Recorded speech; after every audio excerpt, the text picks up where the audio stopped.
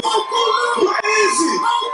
Where is he? Where is he? Make some motherfucking noise!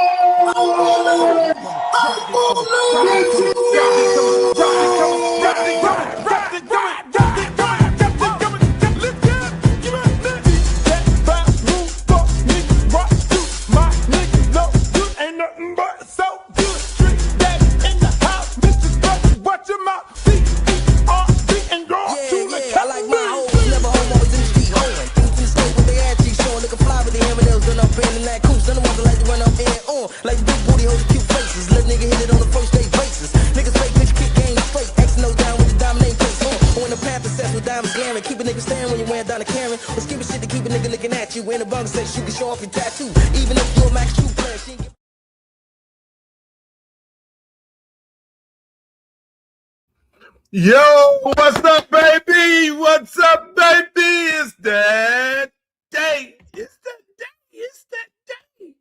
It is that day. It's great to be a Miami Hurricane. It's great to be a Miami Hurricane. It's great to be a Miami Hurricane. It's great to be a Miami Hurricane. It's great to be a Miami Hurricane.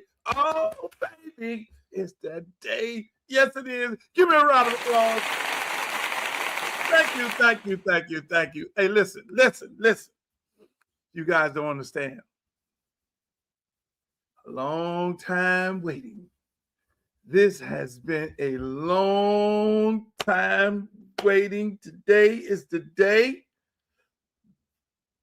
our University of Miami Hurricanes go against the Ohio State Buckeyes in the Get Back Bowl in Texas. This is the day we get revenge for them robbing us of our national championship. This is the day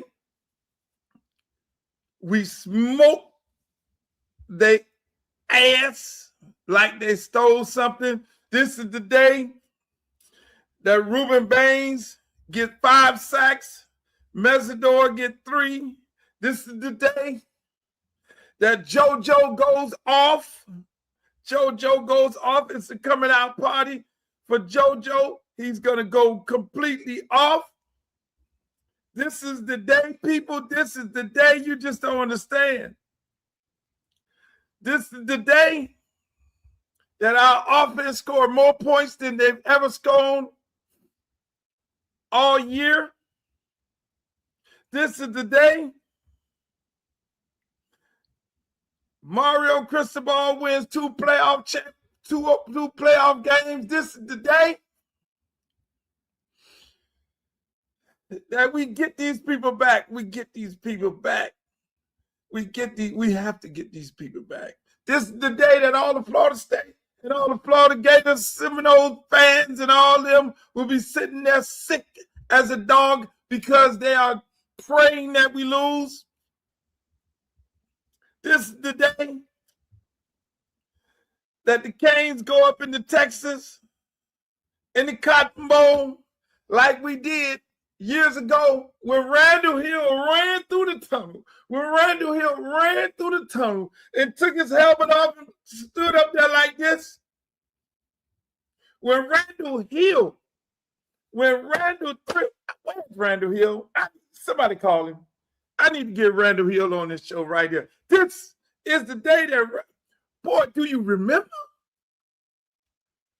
Do you remember when Randall Hill went into the Cotton Bowl? We were playing against Texas, ran through the entire tunnel, took his shit off, did like this and say, we here.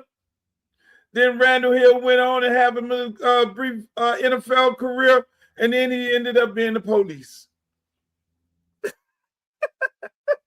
Hey, ladies and gentlemen, I want to welcome you all to the Uncle Luke Show podcast. We do this thing Monday, Wednesday, and Friday. Today is a special day. I can't go on at 5 p.m. because we're normally on at 5 o'clock, and then we do rebroadcasts throughout the day and throughout the night. So people like Andy Slater be like, man, you come on all times. No, we're normally live at 5. But today we're live at 3. And because I have a lot of things to do, I'm sorry. I got to get ready for the hurricanes. You see, I got my gear on. See, but I won't have this on because I'll be doing a lot of changing. You know, I have my favorite hurricane hat that I put on my green with my good luck green hat.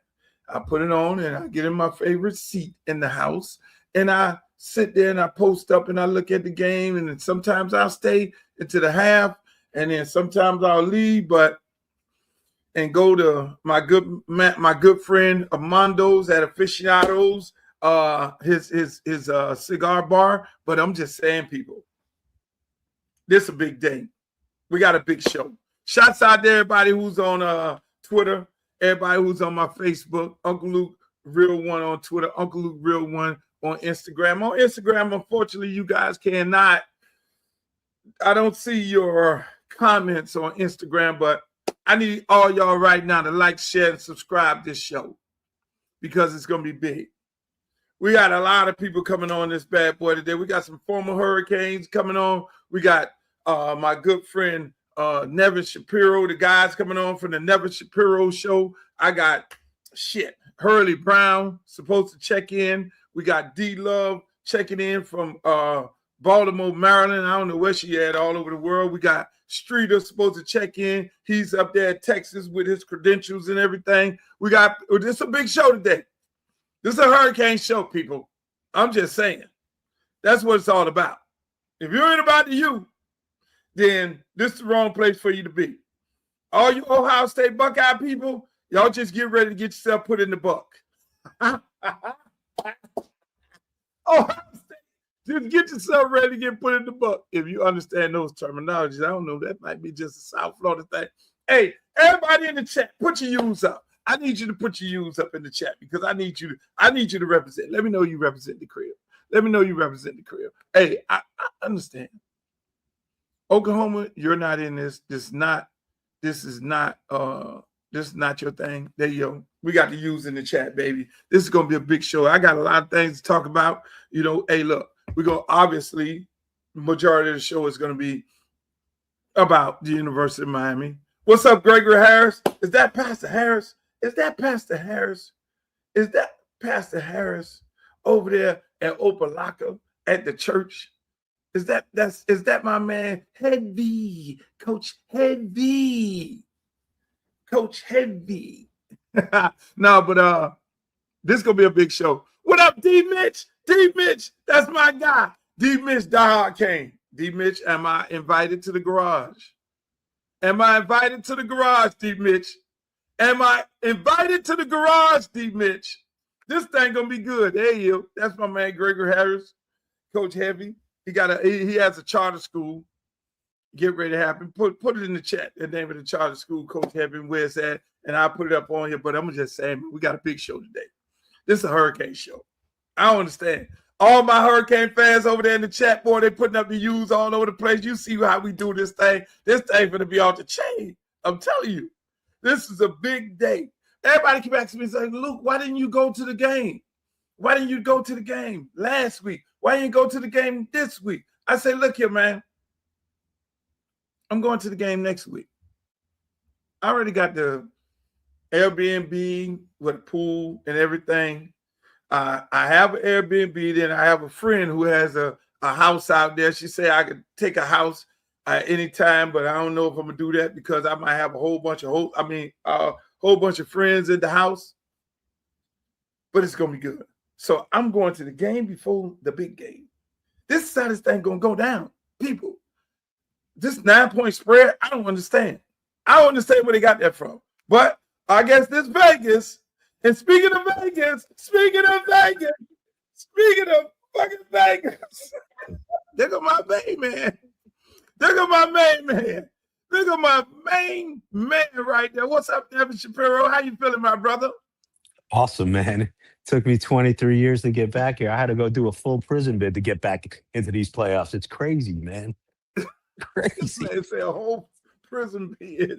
This man's and Nevin, how you feel? This got to be a big day for you, Nevin. It's revelation, Luke. It's revelation, man. It couldn't have happened against a finer squad, man, than the team we're about to play today. I'm excited, man. I'm excited. I already know, man. I see you back there. You got the palm trees. Obviously, you are not in Dallas with them kind of palm trees. Nah, I had honestly, Luke. I had my dad had a little bit of a medical situation. I had to stay home and be near, but he's good. But I just timing wasn't good, so I'm here. But I'm on that next ride with you, man. I'll see you. I'll see you in Fulton County. Hey, you already know. You already know. Let me tell you. Yep. Let me tell you, man. Hey, man. First of all, I'm happy that you're able to come on. This is a beautiful thing. It's a great thing, man. I look at your podcast all the time. You guys do an excellent job over there at the Nevin Shapiro Show. People, if you have not seen the Nevin Shapiro Show, you got to go over there. Yeah, Nevin and the boys be laid back. They got Willis McGahee on there, and my good friend Andy, right? Andy Hernandez, yeah. Andy Hernandez chilling. Yeah. If them boys know more UM football than we could ever imagine. I think you know some of our insiders, Luke. I think you know some of our insiders. you already know. I know. You already know. Hey, Nevin. So let me ask you, man. Yeah. Let me ask you. This game today, I mean, just like you said, you alluded to it earlier. You said it couldn't be a better game. It couldn't be a better setup. I mean, yeah, we played. Yeah, these people, Ohio State sitting there. Yeah, Texas A&M fine, but to be able to get Ohio State back, is that like a man, it's written. It was preordained, man. Listen, I've been reading a lot of the comments, and these are some nasty people, man. Right? They are. You cheer for your fan base, and we do it for ours, right? They do it for theirs. That's what it is, right? That's what a fan is. And I've read some of the comments, and one of the best comments that I've read is, man, they put us on vacation 23 years ago. I can't even disagree, man. I can't even disagree. Sometimes you just gotta take the L, right? We know we got jacked out of that, but we haven't been back. So you're right. I was looking at the ACC network this morning, and I guess it was a rebroadcast from yesterday, and they mentioned it. There was like one program after that game, one program went in the garbage, descended. Yeah, no question. And the other one just went on a whole nother level, hijacking our kids and everything with it. Is that crazy, man? And you know it. You better than anybody can represent this message. I watched your show the other day, your podcast, and your YouTube live thing, and man, all these programs are winning with our kids. They're winning with our kids. It's no major shakeup or surprise. They're winning with our kids. Crazy. It's crazy, amazing. Man. Speaking of winning with our kids, I got the one and only Coach Hurley Brown on here. Lou, Uncle Lou, brother. You see, we getting the band back together. We're getting the band back together. Yes, sir. Right, yes, sir. We getting the band. We getting the whole band back together. Uncle Lou. See, it's a you day today, baby. Yes, sir. Hey, you see it? I had to warm myself, baby. No, you had to warm my issue. Hey, we got our gear on early, right? We ready to go. Man, woke up with it on. Couldn't go to sleep last night. It's almost like I'm playing in this game. You sound anxiety, the nerves, everything. Man, it's just time to go, baby. Hey, early, how you feel about the game, man? Man, I feel great about the game, Luke. I really do. Texas A&M going into the game, that team scared me, but I think we found our niche again, and I believe that we're gonna go out there and play the way Miami Hurricanes play, Luke. I really do. I mean, hey, speaking of that, ladies and gentlemen, we're joined by the great Hurley Brown, former University of Miami Hurricane. You still coaching at Merritt Island? No, no, don't do me like that. I'm coaching at Holy Trinity. Holy Trinity now, ladies and gentlemen. Holy Trinity. Hurley can't say it, but I can say it. If you're in that area of Holy Trinity, send your kids to Coach Hurley Brown. He's going to get them right. He's going to coach them up. I can say that, but y'all can't say that. But speaking of another dude, this is star-studded show. There go Andy's partner. never partner in crime right there. There go Andy. Andy, you in Texas, right, Andy? Mike, I'm in Texas. Yes, I'm in Texas. Oh, that's Mike. Why you told me Andy?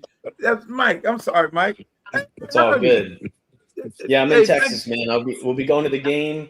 We're watching it with Willis. You know, so it's going to be a good time, man. To the guy who lost his leg in this game, you know, and now can watch it with him to get this revenge, man. I can't wait. Can't wait. Wow. As a former player, Hurley, former player, I mean, bleeding on Green Tree, seeing the program go to the bottom of the barrel, seeing the program now come up. You actually played with Mario, correct? Yeah. Oh, yeah. The seeing your teammate bring the team to this level right now after they went through all his trials and tribulations to get to this point right here in this big game here. I mean, how are they going about this right now? I mean, you played in these type of games. How they preparing? What is going through the head coach mind and the player's mind right now? Look, if I know Mario the way that I do, the way that I think I do, and if I know the program the way that I think I do, we've been doing this for the last 300 and something days. We've been preparing for this moment for a long time. When we got out of the game when we got out of our season last year, we came back into the doggone locker room and we were like, hey, look, we're going to go win us the national championship next year. And that's when it started. When everybody went home for Christmas break and came back, when we all came back and got back on Green Tree, this process started. This just didn't happen the last couple of weeks. We've been working for this for a long time. But when you sit there and you watch those guys practice, I went down for a couple of the practices in the spring, went down for the camp where they have all the alumni come back. Right. Legends camp. Legends camp. Look, and just to watch the camaraderie and the love that those guys had for each other and the work that they put in with each other, just to watch how they function. There was a sense of pride at the University of Miami, and you saw it back then. You saw, hey, look, things are changing. And you knew then, hey, we were going to have a very successful season this year. So this ain't just happened over the last couple of weeks. So that's what I'm saying. Hey, Mike, yeah. you and Nevin been covering this team for a long time. I mean, I like talking to Mike. Mike is a walking hurricane encyclopedia.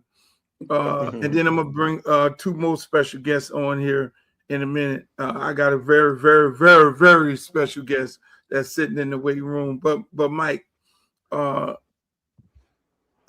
did you see this team evolve to where they're at right now? How you think they're gonna play tonight?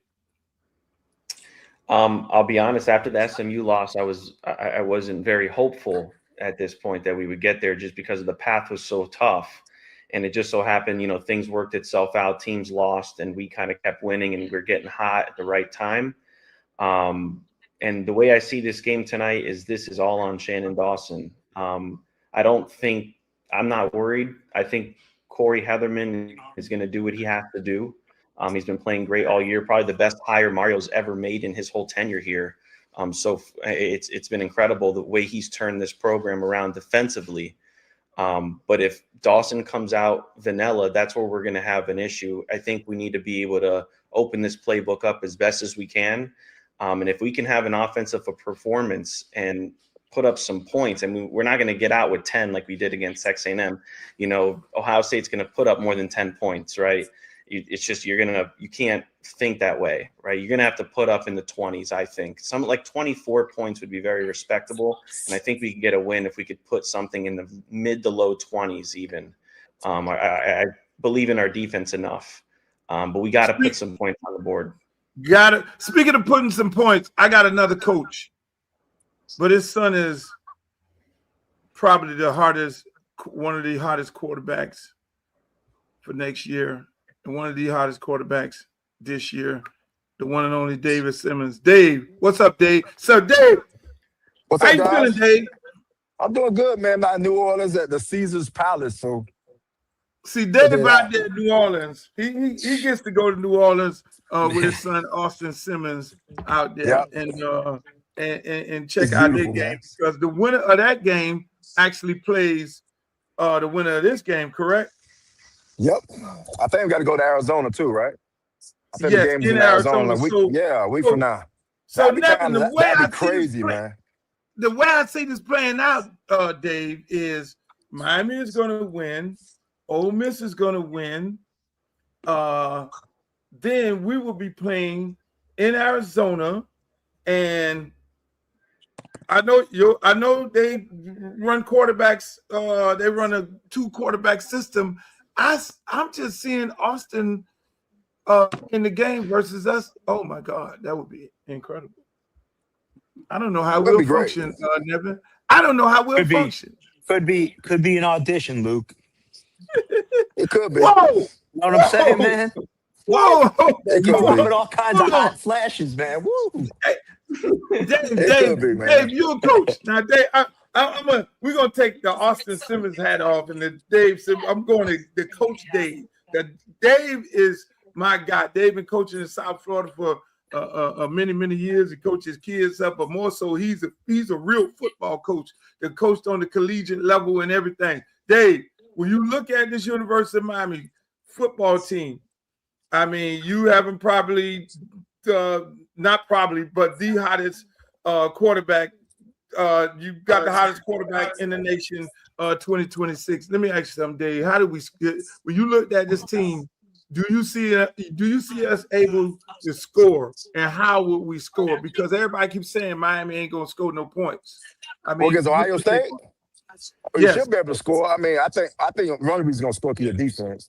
I think the defense give you good short field, you'll be able to score. I think it'd be hard to score against Ohio State for going 80, 90 yards. You know what I mean? But if the defense do what I expect them to do and get them short term, why wouldn't they be able to score? They'll do a good job. They should do a good job with that. Field position is very important. Special teams is really big in this game for Miami. It really is big. Huge. Right. Huge. Devin, who you see coming out of this game? And again, Mike and Nevin, you know, they have a show, ladies and gentlemen, called the Nevin Shapiro Show. Make sure y'all check them out on YouTube. I love the show with Willis McGahee, and they have some great commentary, and it's great because you get to hear some historical stories about the University of Miami. But Nevin, when you look at this game right here, who's going to emerge as a star? You know. I really believe. Who do you see emerging as the star of this football game? I really believe it's going to be a receiver. I'm looking at the offensive side of the ball, Luke, because I really truly believe that Shannon Dawson is going to control our success in this game. I really do, man. I've been saying it since we got seeded against them. Our offense was really anemic, although it did what it had to do, and Mark Fletcher was incredible. We ran for 175 yards against A&M. Ohio State is bringing NFL talent on the defensive side of the ball, no question. So I think the guy that's going to emerge is going to be either one of our other running backs, who they're going to have to play more than just Mark Fletcher against this type of lineup, I believe.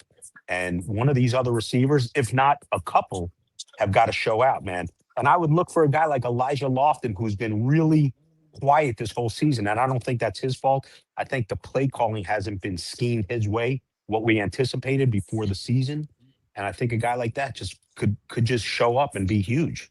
9 grab, 100 and something yards, and a TD type game.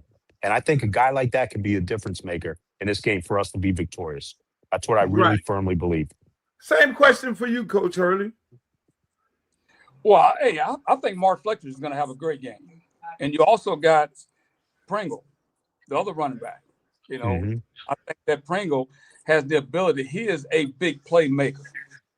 He's got the speed to take the distance. He can go from anywhere on the field and go 80, 90 at the given up, the drop of a hat. The guy that I'm looking for, Luke, to do something that we haven't seen all season long, not only the one that Nevin was just talking about, but we haven't heard anything from JoJo Trey. So, hey, don't steal my thunder, because that's what I'm going at. As soon as Mike go, Mike, you got the same question. And then I'm going to bring an NFL expert in to tell us about this NFL coach that we get ready to go against on defense. Mike, the same question to you. I would say CJ Daniels. That's who, I think Malachi Toney is going to be keyed on in this game.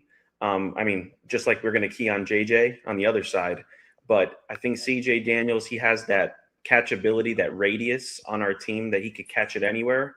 And he could be a guy, that could really play a factor in this game in one-on-one coverage. I really think he could be a guy for us, big in this game. Hey, Dave, do Carson Beck, does he need to be a game manager, or does he need to win the game? Is it on Carson Beck, or do he need to be a game manager? What you think, Dave? He needs to win the game on third down. If we keep it 3rd and 7 and maybe 3rd and 5 and under, Carson Beck is good enough to win this game. Yes, we don't want him in 3rd and long though. Is that fair? Because you don't want this guy giving a bunch of junk coverages and all these different zone blitzes and stuff. That's what he'll do. And if it's 3rd and medium, 3rd and 5, the play action game still work. You got to run the football. We got to be able to run the football to be Ohio State. We just can't be a one-dimensional team. That's not fair to Carson Beck. They've been asking him to do that. It's not even fair to him. To be honest with you. You got to run the football. I totally agree. And my pick is JoJo Trader. I'm just saying I looked at JoJo Trader take over the game against Southern Miss, not Southern Miss, but SMU. I saw him take over the game, and we went away from it after he dropped the one ball. I think Ohio State cornerbacks are a little suspect. When you look at the Indiana tape, Indiana dug them up. I think that our defense, and we'll get to the defensive side of it. When you look at all the teams that played against Ohio State on their offensive side of the ball, they any top 10 team, they haven't scored over 14 points on the top 10 team defense, and so when I look at it from that standpoint, and we'll get to the defensive side of it, but you're right. It's all on Shannon Dawson. And I got a young lady here who covers the NFL from D-Love Sport. D-Love, how you doing? Welcome to the show. Hey guys, how y'all doing? Everyone's excited. I love the gear, the camaraderie. Go Canes. Yeah. Hey D, so you've covered this Matt Patricia coming from the NFL. I mean, what does he bring to the table when it comes to what exotic looks we can kind of expect out of him? Do you think it's really going to be exotic? If you look at what you guys did last week, right? Keeping you from being able to run the ball. I don't know if it's going to be more exotic than just like traditional things, stacking and making things difficult for Zach. But I think it starts with Miami. Like, you guys have to not beat yourselves. And that's going to be the play calling. I think Mike said this a little earlier. You guys really have to do a better job of putting those second down plays, him better. Great decisions on second down. Right. So now, was Matt Patricia, was he the defensive coordinator at New England in those Super Bowl teams? Yeah, he was with Bill, right? Yes, he was there. So, yeah. Mm-hmm. Yeah. Right. And I listened to his interview. Mike, and in his interview, he did kind of say that, they're going to give him some different looks. He's going to give us a few different looks. I mean, is this going to be the ultimate chess match between Shannon Dawson and Matt Patricia? Mike, I can't hear you. I think he's muted. No, he's not muted. We can't hear him. Mike up there in that bad hotel. Mike in that bad hotel. Hotel 6, man. It's going to be too complicated. I think it really just has to be simple. Right. So Nevin, now let's move over to the defense side of the ball. When you look at the offense side of the ball, our defense, I'm all over the place. Our defense going up against this young quarterback. How do you see how do you see our defense playing against Jeremiah Smith, Tate, this young quarterback, and the one that's going to be hell to deal with is that running back. I got a brain freeze. Bo Jackson. Bo Jackson. Mm-hmm. That's the one I think is going to be. How you see our defense defending these individuals? Well, right off the rip, it's a good thing it's not the original Bo Jackson. So right off the bat, I feel good. Secondly, our D-line is legit, man. Our D-line is legit. For real. Two dudes. Bain, we already know. He's a top 10 pick lock, right? Messidor, he might slide into the first round. He played himself into the first round potentially this year. If not, second round. Our D-line's nasty. And Heatherman has dialed up just a great scheme for them. They've gone from literally the outhouse to the penthouse in a year on that guy's hire. Man, I love our D. And, you know, Coach Hurley Brown, who's on, he remembers from his day, man, they had those dogs up front. Luke, you've been around forever, man. You know what it is. When you got those horses up front, the backdrop's easy. So I'm not worried about Jeremiah Smith and Carnell Tate. And they're both legit NFL first-round talents. Top 10, probably both, right? But we're safe if that D-line gets to the quarterback, because who's throwing from his ass? Nobody. Period. Speaking of quarterback, I mean, Dave, your son is a young quarterback, and I'm pretty sure you have a lot of conversations with him before big games and everything, and you see the ups and downs and the good and the bad. And this quarterback being somewhat in a similar situation as your son, Austin Simmons, how does this young quarterback function? You putting your coaching hat on and your dad hat on. Is it we got to settle him down? Because again, this ain't the regular game. He hasn't played a playoff game.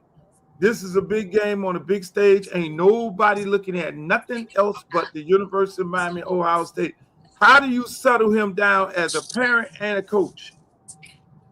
Well, I think as a parent, you just say you first got to pray for him, right? Say, listen, man, you know what's going to happen. You got to pray that the coaches and him on the same page and the players on the same page and went crazy over the weekend gearing for this game. As a coach point of view, my concern about the coaching is this thing. It's not the same coach this game. See, I forgot that the offensive coordinator was the receiver coach until the job at USF. The head coach is calling to play this game. Remember, they played Indiana. He was in transition being the head coach. I don't think we saw the real good offense from Ohio State because he's transitioning. I don't know if you remember when Kiffin and Saban fired Kiffin because he's got a good job at FAU. I think it was something similar like that. I think that's what's going on a bit. So this is going to be now Ohio State offensive coordinator is going to be the head coach. And I'm more concerned about, I think he'll try to settle him down by being the head coach. I think they're going to do a lot more minor splits and stuff like that to try to get free releases. And that's going to be the thing I'm concerned about. We got to stop the run. We're going to have a problem. We have a problem. Straight exactly. up. I mean, speaking of that, Mike, when you see that, you know, Day is now going to be calling the plays, and then I did listen to the interview. There was question whether the original coordinator was going to be in the booth, which is where he normally be at, or is he going to be in the field? And they said he's going to be on the field, and the other young man, I forget what his name is, going to be in the booth. Right. 25 days. Yeah, 25 days. Do they put in a new offense, in your opinion, Mike, or not? Or should we expect the regular Ryan Day offense because his assistant has been there 8 years with him? Are they going back to that? Are we going to see that? Or are we going to see the same offense or a combination of both? What you think? Can't hear you, Mike. You might have to drop and come back. Yeah, I asked you the same question, Hurley. You're a coach. You're getting ready for this game. You know they didn't switch up coordinators. They didn't jump to a whole nother coordinator. How you prepare for this? Are you preparing for both of them, or what's the plan? Damn, I can't hear Hurley neither. Everybody's gone. Yeah, I don't see. It's Hurley on. Yeah, Hurley there. I can't see him. I can't hear him. I do want to go back to Matt. There we go. It's coming on now. Everything's coming on now. Yeah. So now I feel put your mic on, Hurley. Because I wasn't paying attention to all the different changes and stuff. Put your mic on, Hurley. Hey. No, I get him now. So, we get him now. Yeah. So now I feel, as a matter of fact, Luke, I can't say this. I shouldn't say it, but I'm finna go put some money on this. Y'all just confirmed to me the difference in the game. Hey, but I can't put no money on because I'm a high school football coach, so I can't go bet. But exactly. You know how hard it is as a man, because we all got ego. Now all of a sudden I'm the head coach. So there's certain things that I'm gonna want to do that we haven't done, we haven't been doing. Okay, just because of my ego. Now, if I push my ego to the side and I allow us to come in and play the way that we've been playing, keep it simple, stupid. Don't try to do nothing that these kids aren't used to doing. They don't have time to think out there. The game is going to be too fast, too reckless, too fast. And if you try to implement something different from what we've been doing in the past, now I'm questioning whether or not you trust what we've been doing. So when you tell me, okay, now this guy's the head coach, the offensive coordinator gone, all these other things, offensive coordinators calling the plays, that's a lot to do with the psychic of these players. What got me there? Then we can do what got us here, because then we're playing doggone good. I was disappointed in the doggone Indiana game, I'll be honest with you. But if they come out and play the way that they did against Indiana, and when we strike up the band, we're going to come down there and we're going to be dancing to Me So Horny tonight. Exactly. Mike, can you hear me, Mike? I can hear you. Can you hear me? Okay, great. We got you. I don't know what was going on before. I could hear you the whole time. I don't know. Yeah. So. Hey, but we got you right now. So, I mean, just piggybacking off what Hurley just said. I mean, them changing coordinators at this point, trying to pull the same thing, just like Dave said, when they switched coordinators and sent Lane Kiffin packing to go to FAU. Lane had this engine in. I don't think it's the same situation. It's the same situation in switching up coaches, but I think the coach Day had a level of frustration after the Indiana game. Them only scoring 10 points in Indiana game kind of frustrated him. Them not doing good against top 10 defenses kind of had him already frustrated, and I think he may also use this as a scapegoat to then hijack the offense. So how do you see this transition happening? I think it gives a great deal of an advantage to Miami, because you're putting someone in a position that hasn't been there doing this all year long. You know, you create competency as you know as a coach, Luke, yourself. You know, that's like telling you, Luke, hey man, go coach, you know, the other side of the ball all of a sudden. And you're like, wait a second, you know, or whatever. Like, you're putting someone in a position that they haven't been there doing that all year. And I think that gives an advantage to Miami, because if Miami can jump ahead, you're going to put him in a position where he's going to have to start getting a little desperate and forcing and not knowing how to manage the game. We want to put him in a position to be unmanageable. If they're ahead, then he can kind of get a little more loose and he can find a groove. But if we can jump ahead, we're going to put him in a position where he's going to kind of panic and have to manage the game, and he hasn't been in those positions yet. So that's how I see it, Miami. During the course of an NFL year, we see offensive coordinators get fired in the middle of the year. Just like Kevin Stefanski, he fired himself and he gave the play calling to his assistant. It's the same terminology, obviously. You've seen it quite a few times. I think with your Pittsburgh Steelers, they did it one year with Rothenberg, switched up the coordinator in the middle of the year. They brought their guys from the booth down to the field to change things up a bit. So yeah, those things happen. Right. So when you look at it from the standpoint of changing coordinators, you know, again, they had 25 days to work it all out. what's your thought on the success ratio for being able to do something like that? I think it all depends on like I feel that Miami can feel like it's an advantage. I want to go back to what I saw on film with Miami, but I'm gonna go with your question first. I think it could be good for the camaraderie of the team. If that team as a whole cohesive unit needed that change and they're able to build from that change, I think it's probably a good thing. There's obviously something wrong, and like you said, they could have been a scapegoat for them to go ahead and make that transition.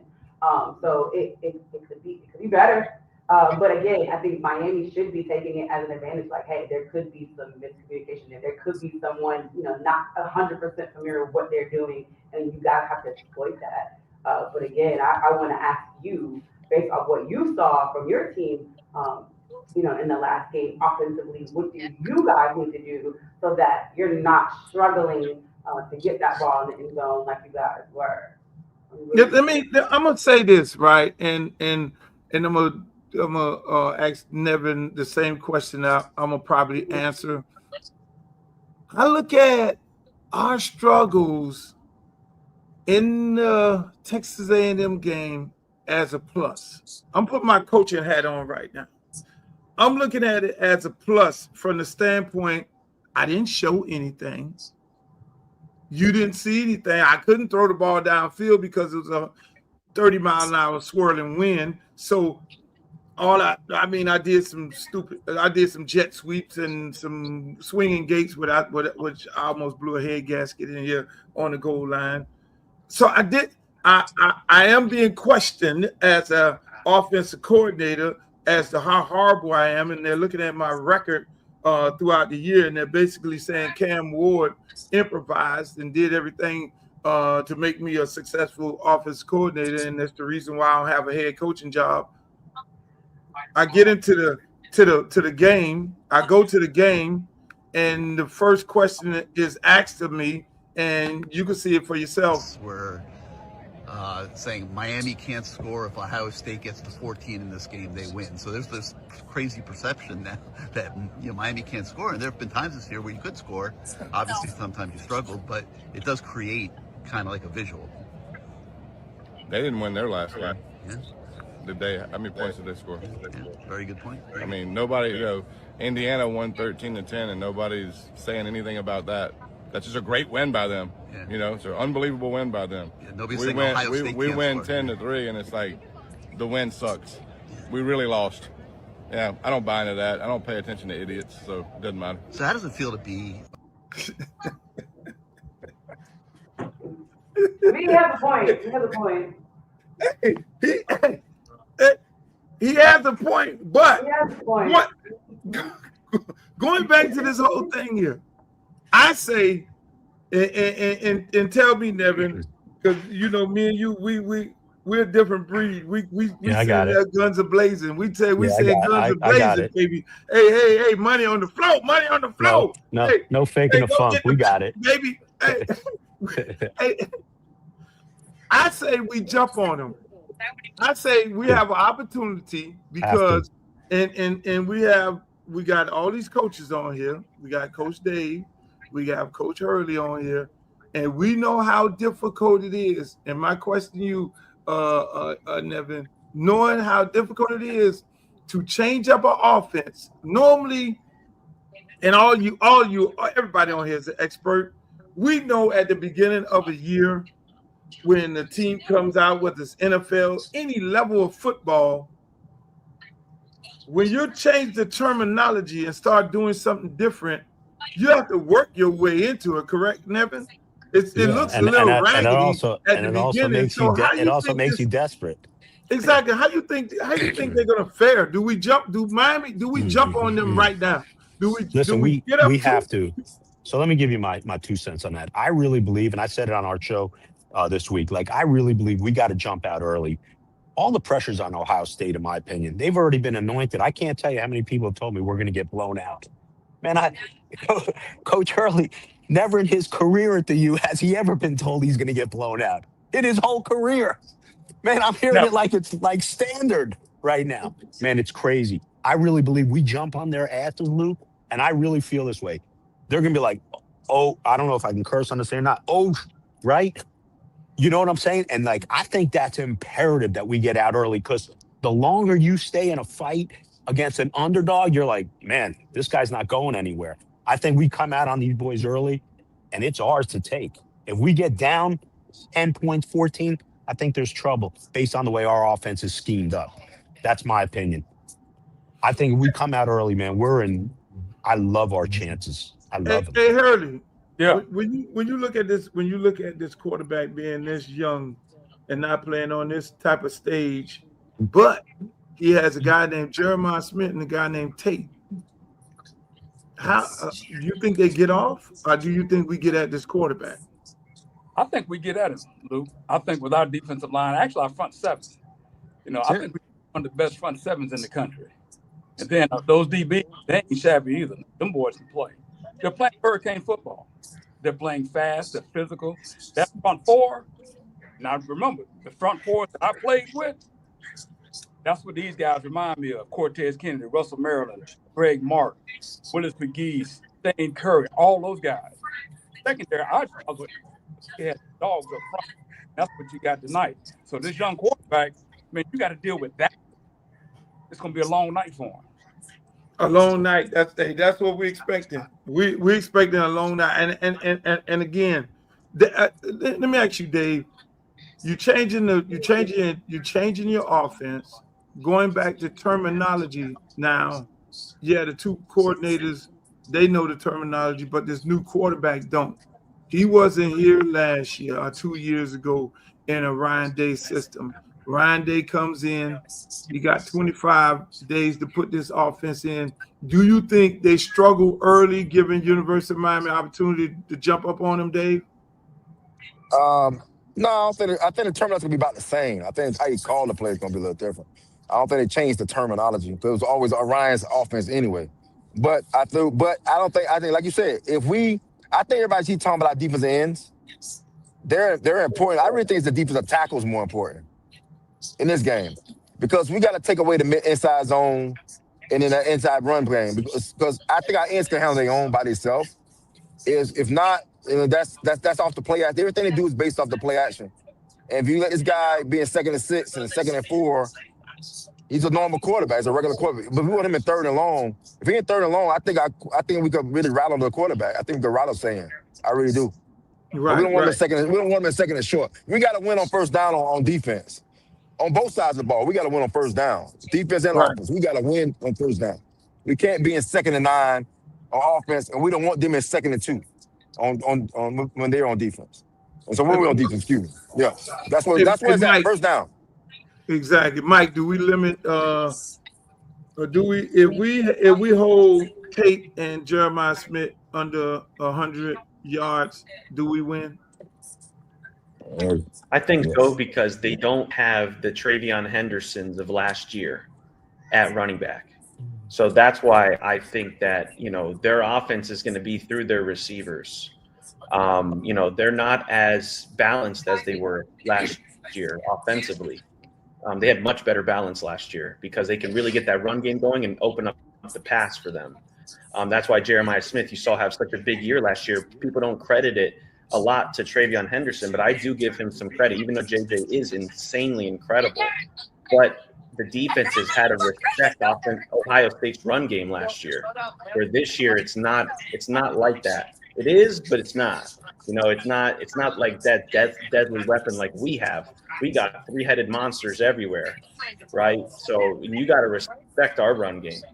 So that's the difference in this game. Yeah, so I think if we hold them under 100, absolutely, we win this game for sure. Luke, you made a great point. You made a great point, Luke.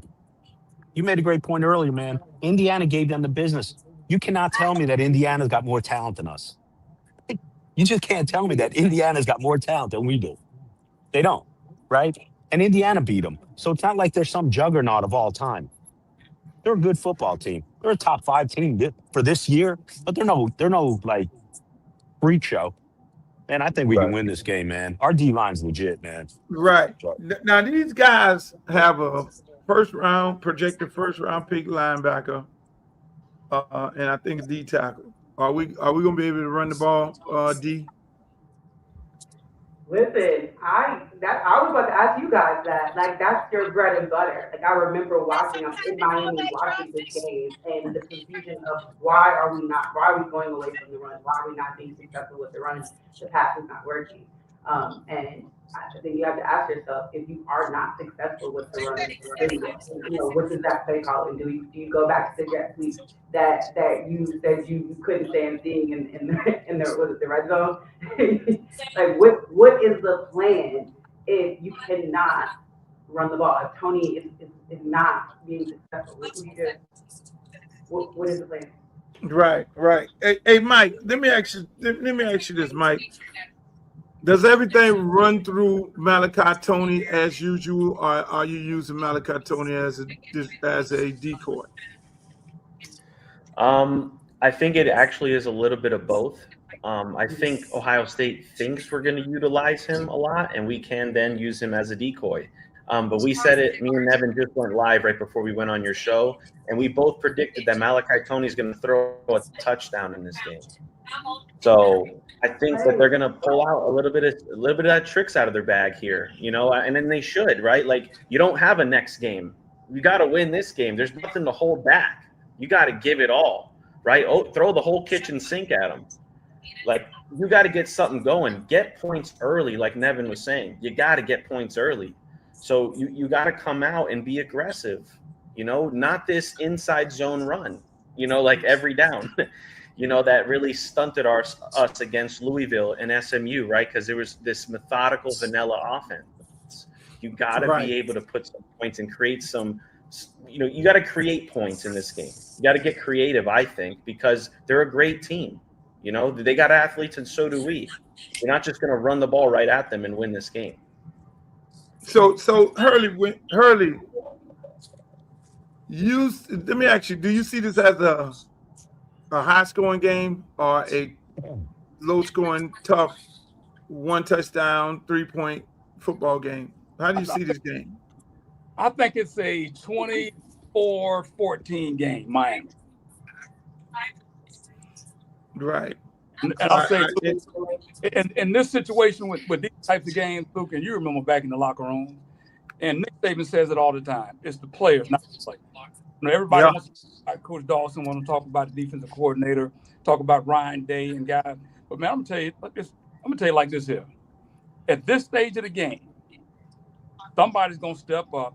Somebody's going to be the difference in this game that we've never even heard of.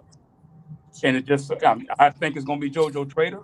But in that locker right now, while these kids are getting ready, they're probably getting ready to go to the game now. But somebody is going to step up, and somebody's going to be the difference in this game. It ain't going to have nothing to do with the play calling. It ain't going to have nothing to do with nothing else other than somebody saying, hey, look, it's my opportunity. Big-time players make big-time plays and big-time games. And when we start talking about the offense, and you got to understand that there's some stuff that Miami's been working on, and I'm sure Ohio State has too. Everybody does it. They haven't shown yet. We're going to see some stuff tonight that we haven't seen. Hopefully we don't have to go there.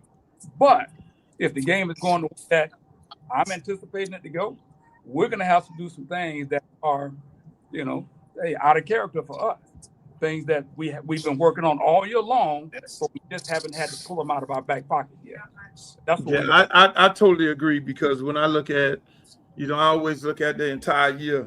I look at it from not a fan perspective, but more so a coach's perspective. And I look at our team and the makeup of our team. And I look at University of Miami on the defensive side. It's very difficult for you to trick them. I mean, you got D. Lou, you got Jason Taylor coaching your D-line. You have Will, then seen a ton of football at the defensive backs. You have the defensive coordinator coaching the linebackers. When you look at our offense, it's a little young. You got a GA coaching the running backs, former Ohio State GA. Maybe that may help us out a little bit with some of the signals. Then you have receiver coach. Then you have Mirabal. Come on, it's your boy. I'm gonna tell you that the season's over with.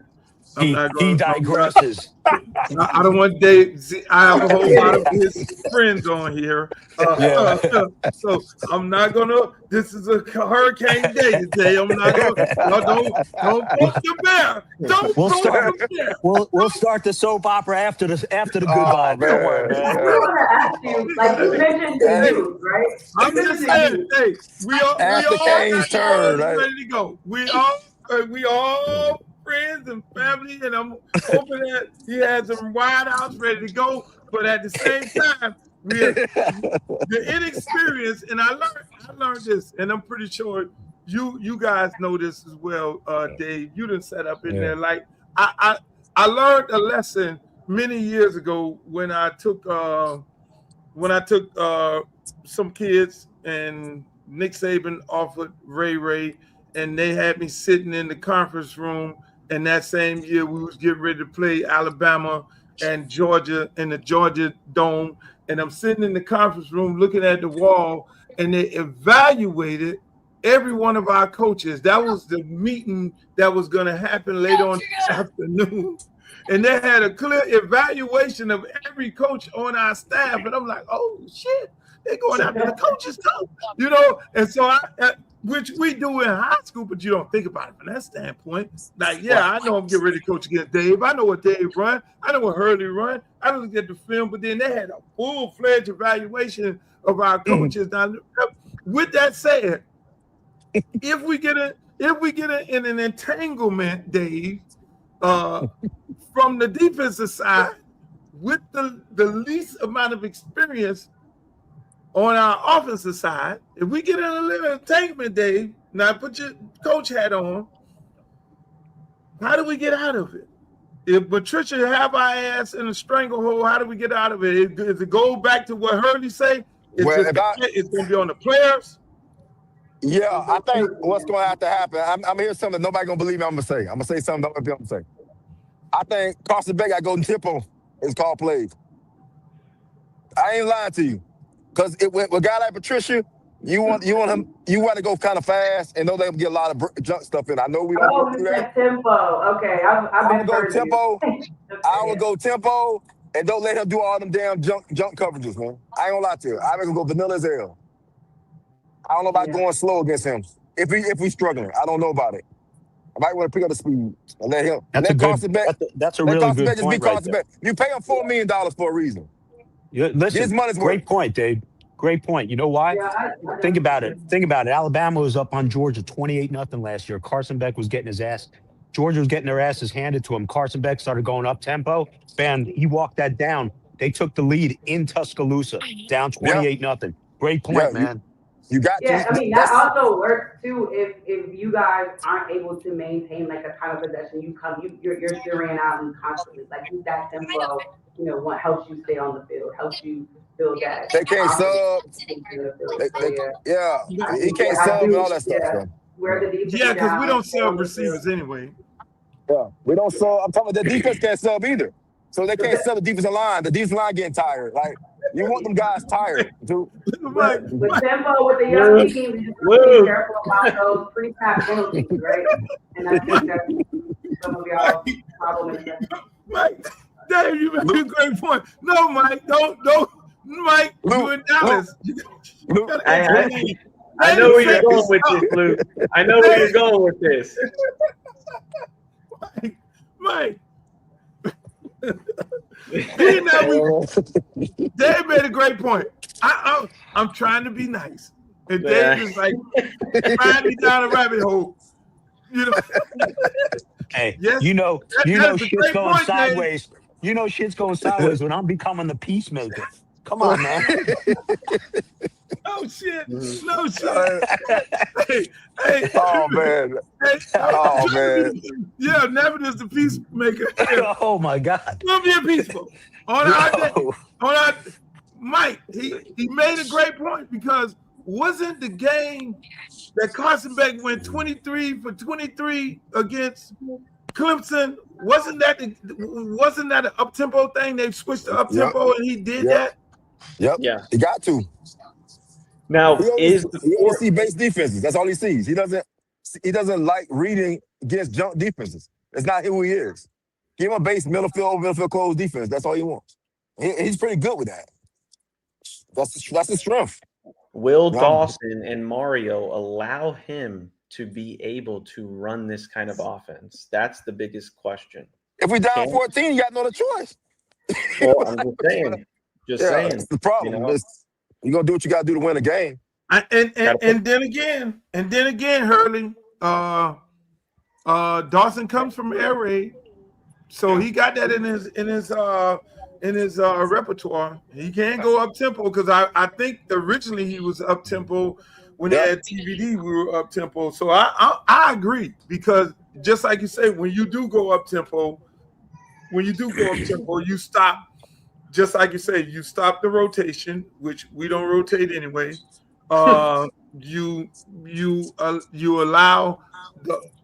allow the defense to then run all kind of exotic coverages and all those things like that. It becomes man to man because you're really moving fast and you're on the ball. We are more conditioned than they are because we practice in South Florida. These guys in the cold weather right now, I think we will be faster than them because now we normally play on grass, and this is the first time. This is the second game on turf. The first game on turf was when we played SMU. We will be a lot faster and a lot more conditioned than they are, and they set out for 25 days. So when you look at it, them setting out for 25 days, how does that? And anybody can take this. How does that affect? How does that affect this team? Ohio State and us being nice and lathered up and warmed up and ready to go. Well, look, what the first thing it does, it takes you out of your routine. So you have to find a rhythm to get back into. You've been off for 25 days. We're talking almost. And remember, Miami, if I'm not mistaken, Miami game in 7 days lost it, I believe. Whether they lost SMU or they had a bye week, then another bye week or something like that. So they were out of rhythm, out of. We're talking 18, 21, 22-year-old kids. We're not talking about the NFL. We have to have. We're accustomed to being in a routine. We're not able. Mentally, we're not able to turn it off and turn it on like that. And we just got done with one of the biggest games of our careers last week, 2 weeks ago. So we're ready to go. We're lathered up and ready to go. It's a question of whether or not Ryan Day can get Ohio State's players that are 18, 22 years old. They can get them in a routine, and how quickly can they get them in a routine? So again, I think I'm going, hey, I got to go with you on this one, baby. Yeah, hey, you already know. Hey, you already know. Speaking of routine, right? Speaking of routine, D and Nevin, these people, Ohio State, have been to this facility 3 years in a row at my stadium, the Cowboy Stadium. 3 years in a row. I mean, are they? Is it a normal routine for them? It's a home game for them. Environment where they play at.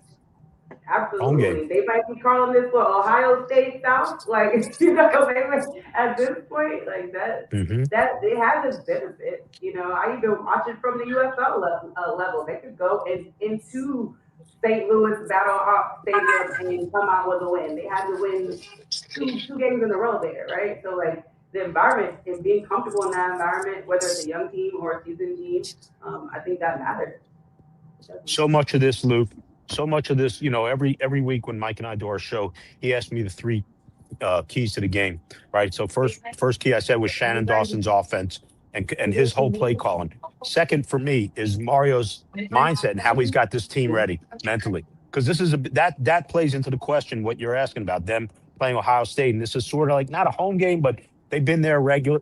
They keep doing this. This is a big game setting for us. We haven't done it in a while. I think playing at Texas A&M helped us immensely, mentally, psychologically, confidence-wise. I think that was huge, man, because at the end of the day, maybe they're not true SEC because they're new, but they're SEC road, 108,000.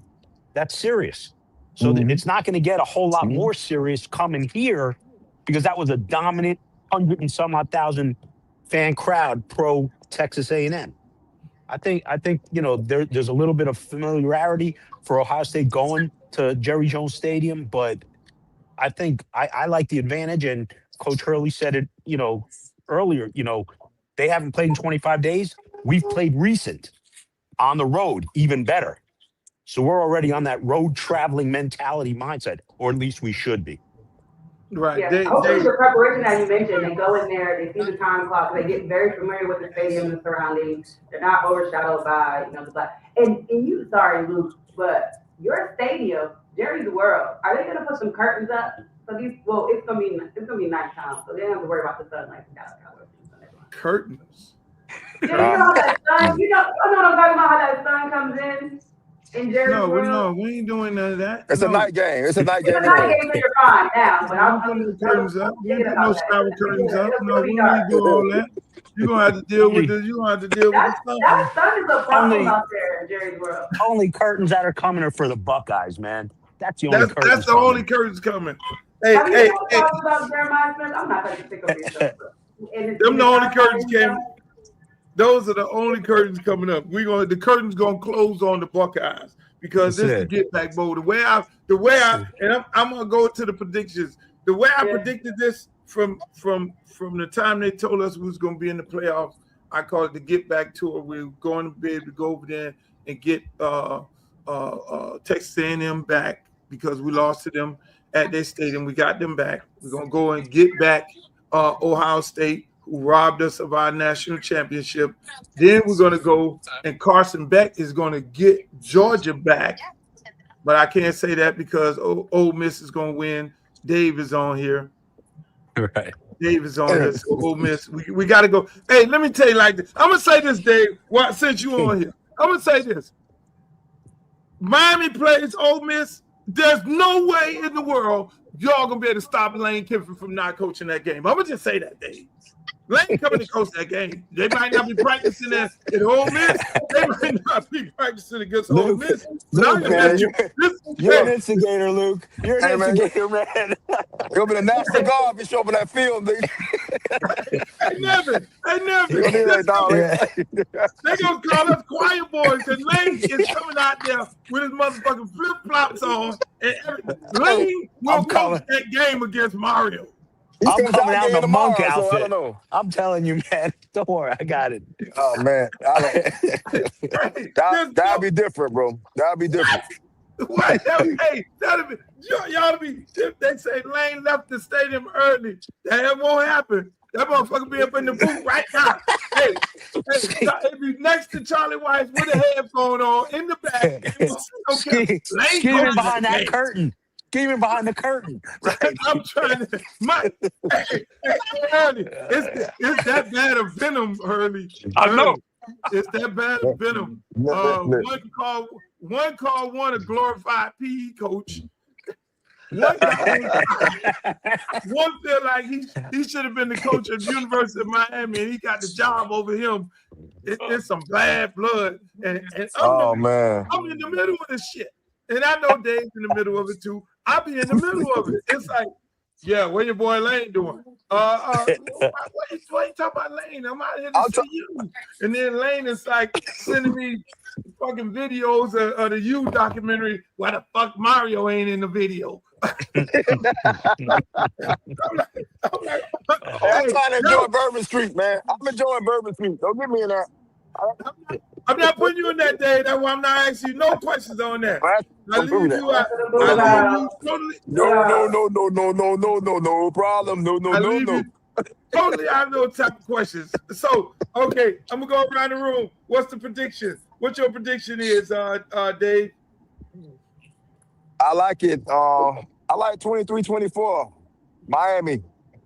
All right. The Ohio State kicker is not as good as Miami's kicker. Oh, you're right about that because they did switch the kicker. Ooh, that's a good one. Yep. Nevin.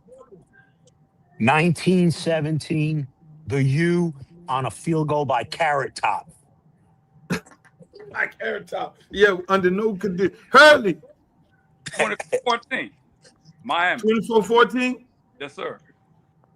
That sounds good because they can't win. They don't score for 14 points against top 10 defenses.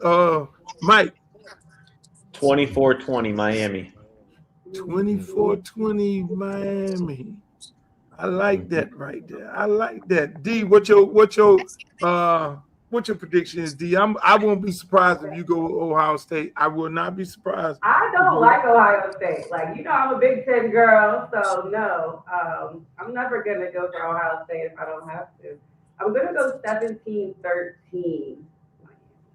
17-13. Hey, there it is. I think I don't see Ohio State scoring over 14 points again. Like I said, when I broke down the film and looked at it, they only have two different plays. When they put the running back, when they put the tight end at the hip, they try to pull around the corner. That means they're weak up the middle. I think our defensive tackles, just like Dave says, is going to get off in this game right here. Indiana did expose them. Nobody could stop the run. That down wrap around that they were running, and then they run the play action off of it, getting the ball to Tate and Jeremiah Smith. Everybody know you play Jeremiah off, he's gonna run the hitch and go. If you're playing press off the play action, trying to hold the play side safety that didn't run the go, because that is what they're trying to do. And I think with our D line, we could be able to control that. The tight end might be a little issue, but I don't see him being an issue. And we already know Ryan Day panics in the big game. That's why they had to hire Chip Kelly in the beginning, because of him not being able to call the plays a couple of years ago, and him blowing big games against Michigan and other tough teams. So I see us winning the game 24-14. I'm on the 24-14. I don't see them getting no more than that. And just like Dave said, the kicker is suspect. So they're going to have to make a decision at some point in the game when they get in the red zone, 35 yards and out, where they go for it. And when they do that, we get a bunch of turnovers on downs. And I just see, them boys, that Hurricane defense playing some real good football. And in this defense, we get some real key turnovers and some takeaways, because I just love the young boy from Columbus back there at safety. If people don't know, in the preseason, in the fall, that kid had more interceptions than anybody. And I was wondering why he wasn't playing, but he's out there right now. But I want to thank you guys. I want to thank all y'all for joining me today. Hey, Mike, you enjoy yourself up there in Dallas. Don't if you need some clubs to go to after the game is over with, call me up. I can hook you up. I got you. I know all the promoters. Appreciate you. Love you, my brother. Thank you for joining us. Hey, Hurley Brown, good luck on this year. Thank God you're not in South Florida, because there's more transfer portal going on in a little bit. Yeah, I know. Yeah. Quest though, Luke. Hey, man, appreciate you coming on. Hey, Dave, you in New Orleans? I got a friend of mine up there, and I know you up there with your son, Austin Simmons, and Charlie Weiss, little baby face Charlie Weiss is gonna get it done, and we're gonna see y'all. We all gonna be in Arizona next week. Thank you for joining us, my man, and we're gonna talk real soon. Hey, Nevin, the great Nevin Shapiro. The one and only. Thank you, man. Not the man. Not the man, the myth, the legend. Yeah. I had to keep you on here last, Nevin. So who's the bounty on tonight? When they started talking this Grease, man, against man, I'm reading the comments about what my boy Will. Bounty on, Nevin? Tell me. Man, all right, I'm gonna give you a hint. I can't say it, but I'm just saying. I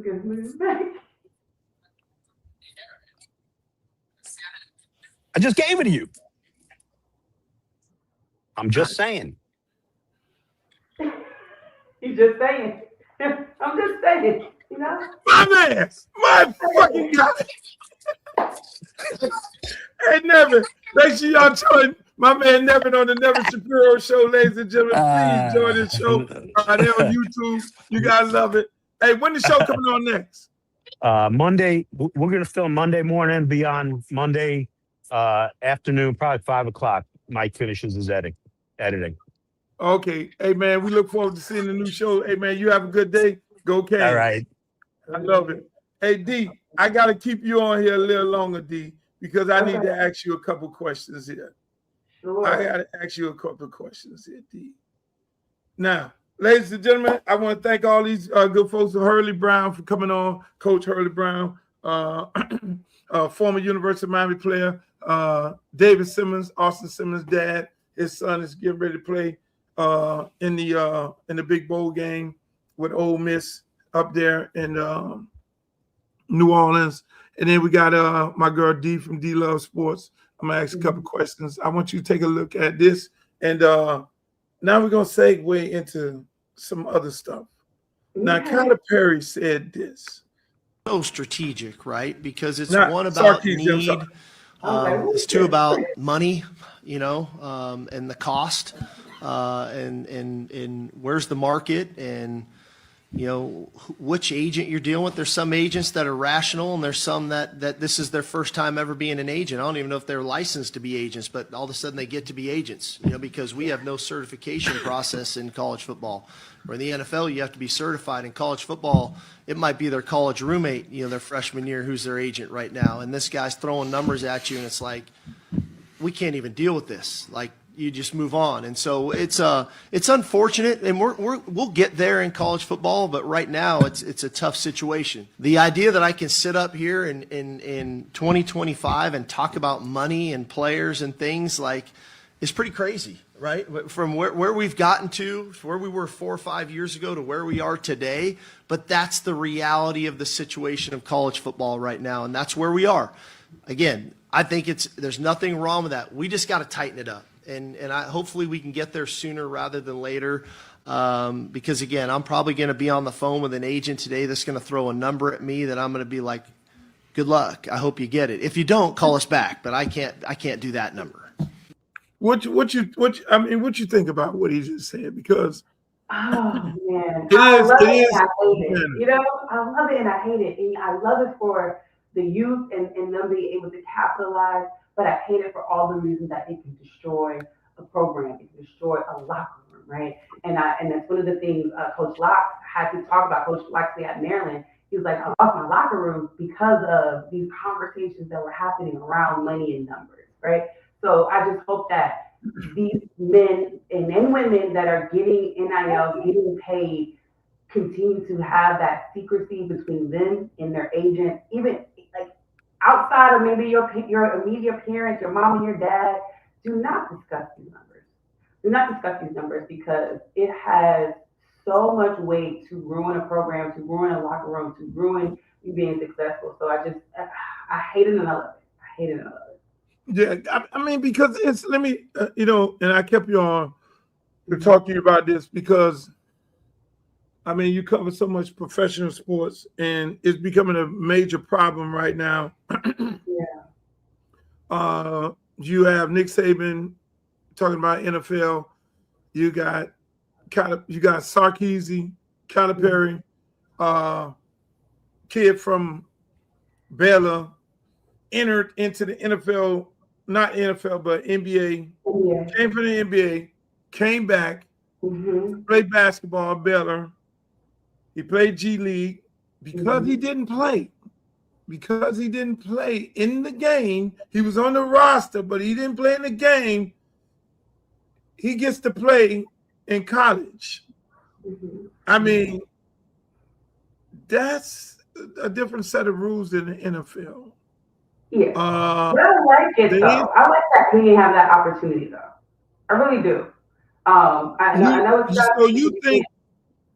So you don't believe in, okay, you get an agent, hire an agent like the old rules were, like the football rules are. You hire an agent, but you like go through the process, and you go through the training and all this, and then you don't get drafted. You think they should be able to go back to back to college?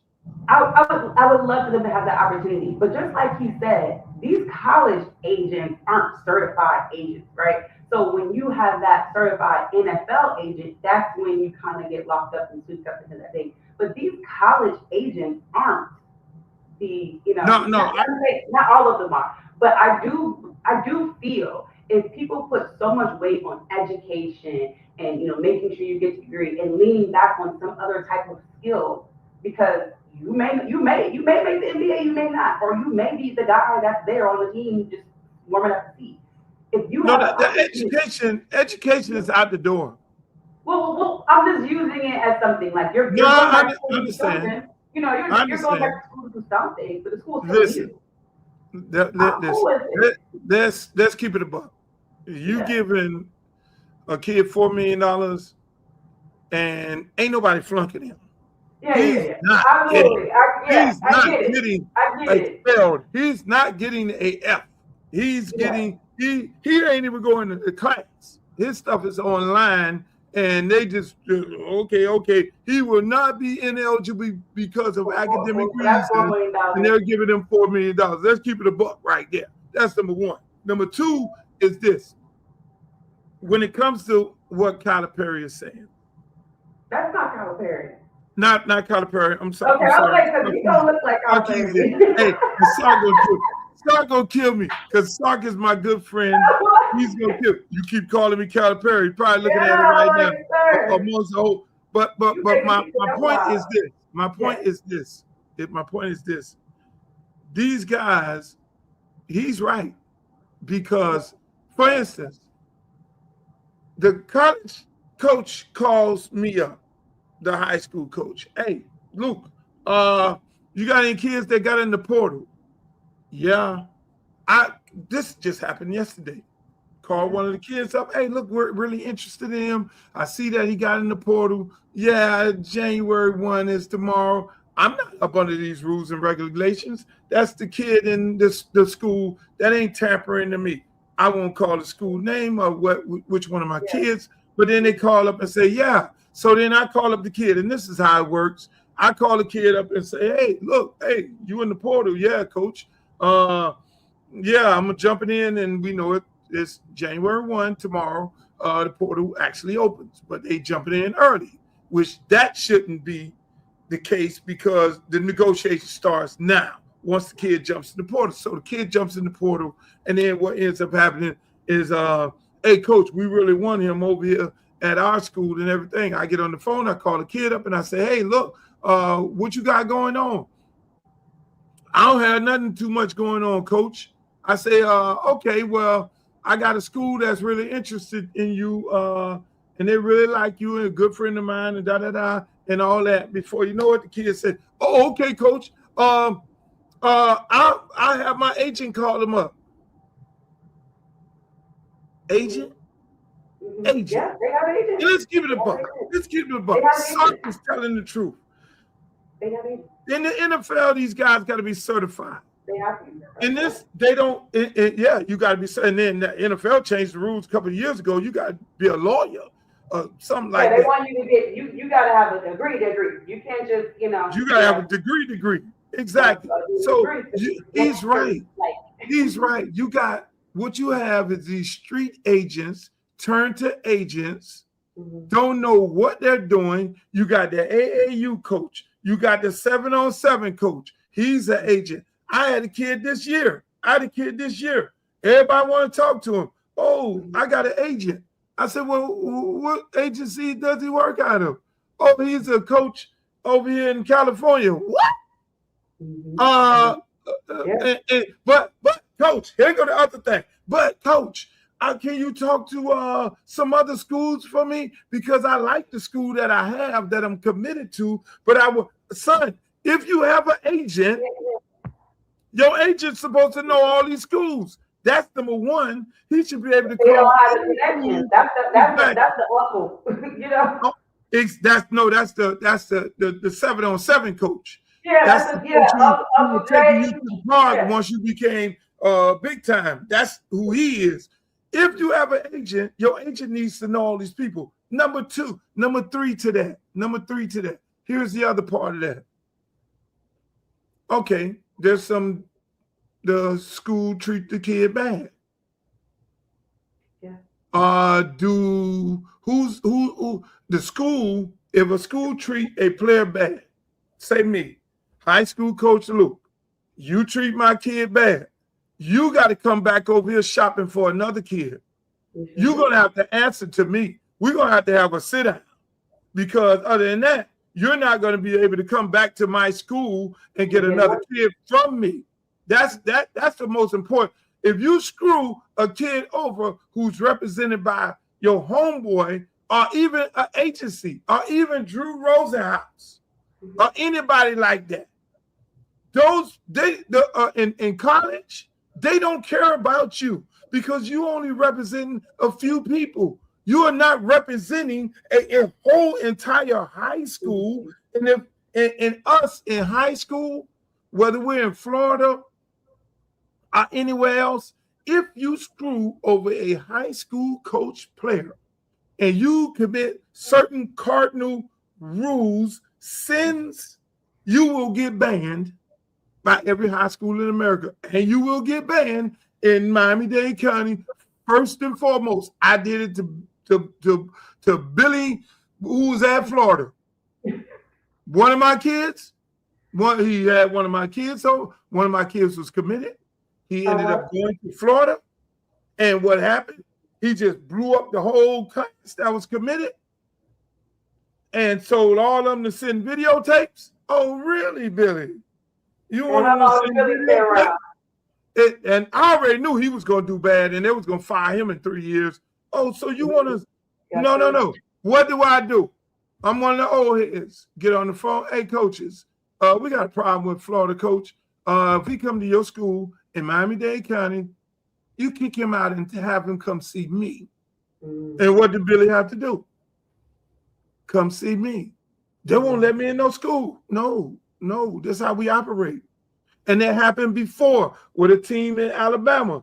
A coach treated a player wrong. Happened again in Miami. A coach at Marshall, Doc Holliday, left a kid out the cold. He got hurt while he was at Marshall. Quarterback from Central. They then left him on the curb. We had to get him back home. Oh, Marshall, you can't come back here, Marshall. Not long as Doc Holliday, your coach. And Doc Holliday had to get and go. See, that's what these agents don't do. And then more so on the business part of it, they don't know how to negotiate. You know what they need? You know the solution to the problem? What? Black women. Well, the thing is, it's not only black women, it's people who know the business.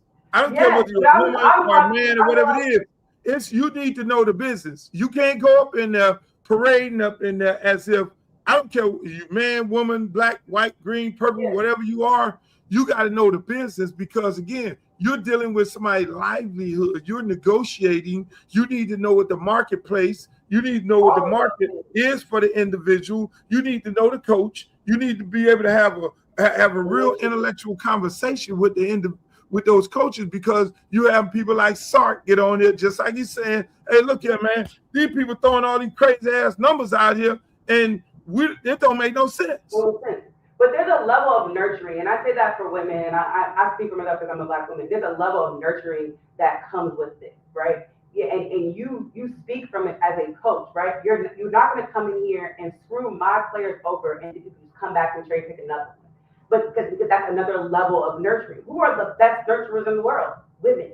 And I feel like women need to get more involved at the collegiate level when it comes to this marketing and branding because I think they have it. And if I gotta be the catalyst and start, I'm not the only woman in the world to do it. But maybe I need to. The business part, yes, you need to know. You need to have the people in the room. You need to have the network. And that's where it starts. Because if you don't know something, you need to be able to go to your resources and get the information that you need. And you need to be able to go to a coach like we just saw and negotiate a right number. Don't just reach for the stars and just throw out a number out there and wait because you could be ruining your client, potential. You could be time. And because you could spin the block and he said, well, he said we could come back. By the time you get back to him, someone has had that spot is gone. And whatever money they were gonna give you is also gone. So now you're stuck with, here go, $250. Take it or leave it. So you really need to have people that can nurture not just the athlete, but the coaches in the network, the nucleus of it all, the whole ecosystem of it. And I think women can do that, and they could be so successful at it if they took the time and really got into the business, because I see the opportunity. Yeah, it is. You know, it is. The NCAA needs to come up with some regulations, because it's going to get regulated from Congress. Even if I end up in Congress, I see my calling keeps sending me to Congress, because so many things come when it comes to sports that nobody up there knows anything about. That's going to be coming before Congress to be able to make these decisions on how to regulate these situations, because the NCAA is not going to do it, because at the end of the day, there needs to be some rules and regulations put in place on a national scale, because again, NCAA is so first. It's not the NFL, it's not the Shield, it's not an organization. It is so wide open that it is out of control, and a lot of parents are getting taken advantage of. It's a lot of mismanagement. It's a lot of misrepresentation. The fortunate part of me being able to work good with my kids was the fact that, my ex had the agency, and I did a large part of the marketing. So the same marketing people are the same people involved, and I've negotiated millions and millions of dollars in contracts and all that, and been a part of those negotiations when it came to teams in my consulting aspect. So my kids get the best of it all, but I can't speak for every other high school coach, because most of these guys, they go to school every day, and those coaches are there, and they're PE teachers, they're administrators, and they're security guards and things like that, and they have a lot of work to do. But I just wanted to ask you that. Thank you, D. Thank you for joining us. Oh, damn, I cut it off too quick. What the hell happened? But yeah, people, we have a great show today. I'm running over again, but this is something I need to ask you all about. I'm just speaking. But you want me to be the bad guy. I'm not the bad guy. You said, can they blame you? I'm asking you from the viewer standpoint. What? Because can I get another shot? Can he blame me?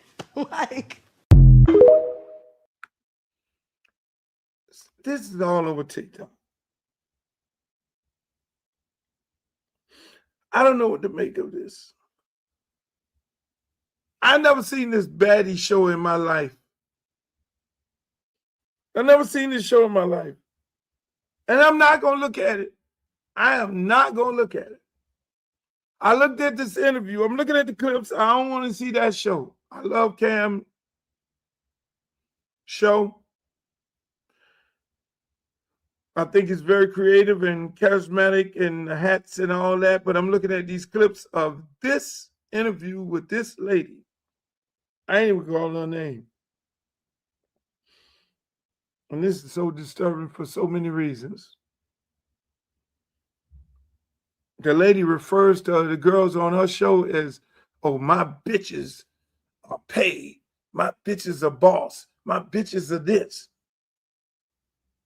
Are you pimping? Are you pimping the girls on the show?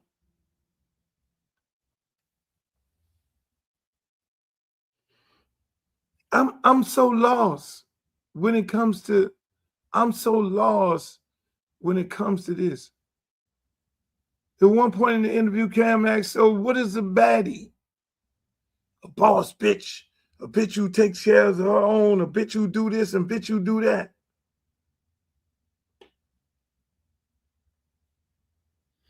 Is this what's really going on, people?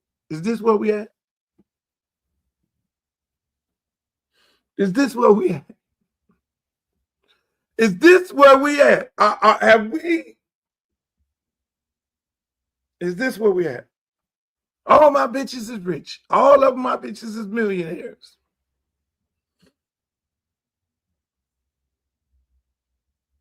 Is there any show like that on with white women?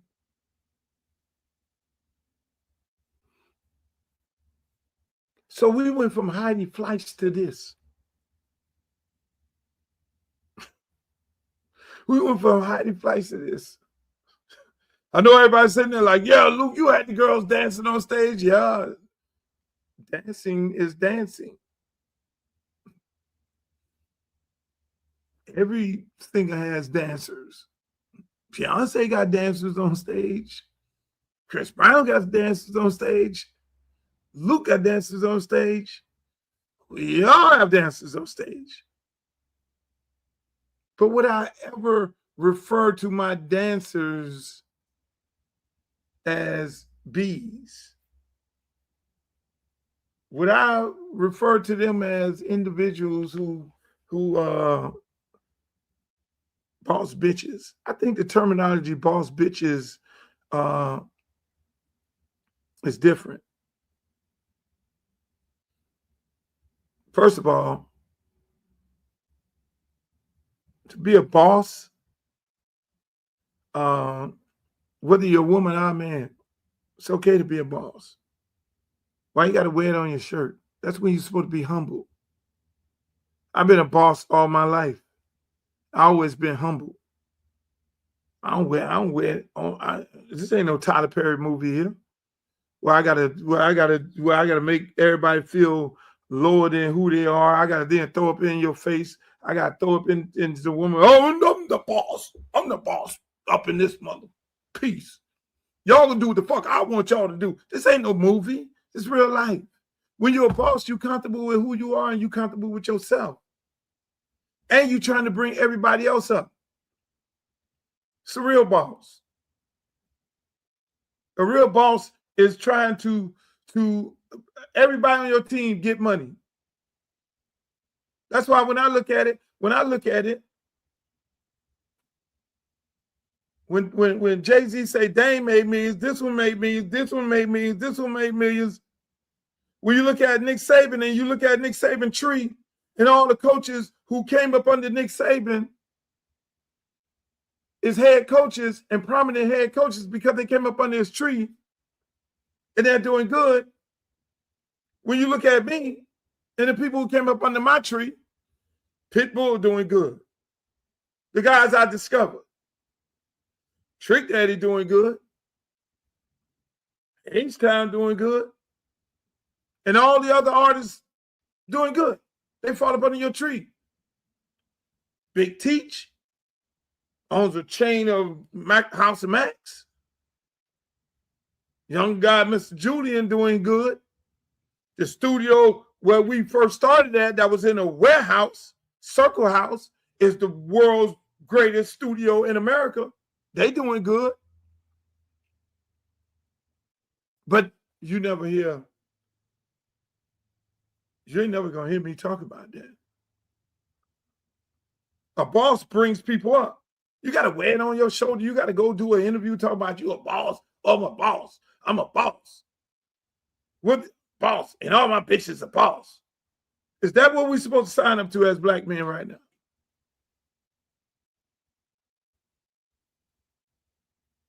I ain't signing up to that. We ain't doing that. Can't sign up to that. I mean, hey, look, the BBLs and all that is one, to each his own. You love it and all that. But people, y'all go look at that show. Come back and tell me I can't do it under no circumstance. Here's something else that's very alarming. It's all so strategic, right? Because it's... No, I'm sorry. President Charlie Baker released a path forward letter to schools, and it includes some interesting NIL information. Some of the potential NIL regulation changes include having service providers in the NIL space register, as well as having standardized contracts for athletes and creating more transparency for the student athletes when it comes to deals. Despite all this, Charlie Baker did call upon Congress asking for a federal NIL bill because he needs help stabilizing college sports. Do you see the government? As D was talking, that came to me. Again, what did I say earlier? It's going to fall into the hands of Congress. The president of the NCAA is asking Congress. So now explain to me who in Congress understands NIL. Who in Congress understands football? 90% of the congressmen and congresswomen are 80-year-old people. They're going to get the information. They're going to bring, like you say, people like Nick Saban and other people up to Congress to then have a conversation with them. They're going to speak from one perspective and not the entire perspective. Yes, do there needs to be a standardized contract for all? Yes. Do everybody need to use it? Yes. But as you can see, the NCAA president has no idea what he's going to do and how he's going to regulate it. So he's going to the federal government to ask Congress because it will go back. It's a lawsuit waiting to happen. It's going to fall into antitrust. It's going to fall into, you name it. Labor laws violated. That's how we got here, to name, image, and likeness. Because of lawsuits. I want all the kids to get paid. I don't want them to be misrepresented. In the state of Florida right now, they have NIL. A kid on his football team has to report, baseball or whatever it may be. If they're receiving NIL money, they got to report it to the state that they receive NIL money. There's no regulations, no contract. Just report it to the school report it to the state, and you're good. But at the end of the day, ladies and gentlemen, that is for another day. Today is all about you, Ohio State Buckeyes. We're going to whoop your ass like you stole something.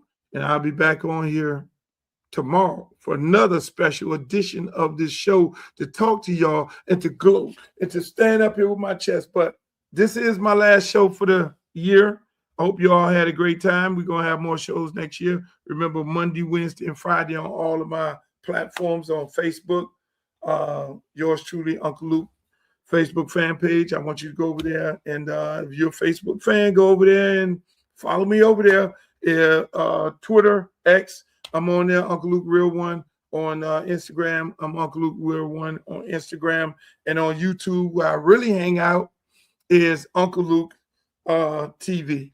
So, again, this year is over. I hope you guys had a great year. I hope you plan everything that you're going to do for the new year, because this is the most important time to make your plans and preparations for the new year. And I hope you had a great year last year. I hope your family is safe. I hope your holidays were great. Until tomorrow in 2026, adios amigos. And like Walter Cronkite always said back in the days, may the good news be yours. Pull out the stick, come shoot that. Booty poke out like a book bag. Booty poke out like a book bag.